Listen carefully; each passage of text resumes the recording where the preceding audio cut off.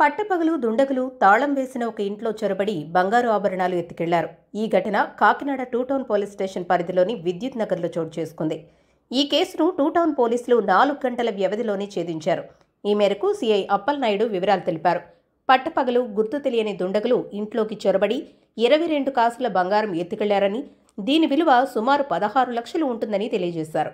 సంఘటనా స్థలంలోని ఆధారాల ప్రకారం నిందితుల్ని అదుపులోకి తీసుకున్నారు పోలీసులు. అందరికీ నమస్కారం.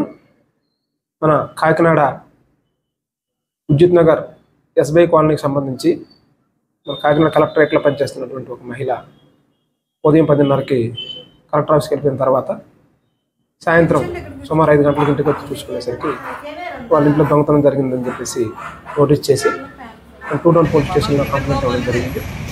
వెంటనే ఎఫ్ఐఆర్ నమోదు చేసి ఎక్కడైతే దొంగతనం జరిగిందో ఆ ఇంటికి వెళ్ళి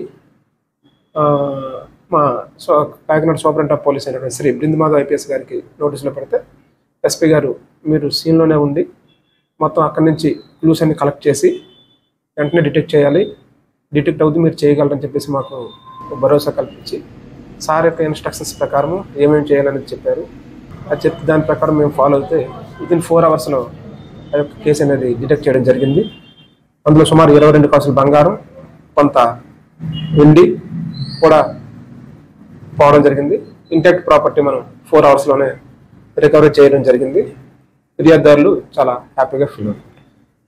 నమస్తే సార్, కాకినాడ వారణాసి నాగేంద్రమణి అండి. మేము స్టేట్ బ్యాంక్ కాలనీలో నివసిస్తున్నాము. ఆఫీస్ నుంచి ఇంటికి వచ్చేటప్పటికి దొంగతనం జరిగింది. మాది 22 కాసులు బంగారం దొంగతనం జరిగిందండి. వెంటనే మేము టూ టౌన్ పోలీస్ స్టేషన్ లో కంప్లైంట్ ఇచ్చామన్నమాట. కంప్లైంట్ ఇవ్వగానే వితిన్ 4 అవర్స్ లో వాళ్ళందరూ ఛేదించి మా బంగారాన్ని అది దొరికిందని చెప్పి తెలియజేయడం జరిగింది.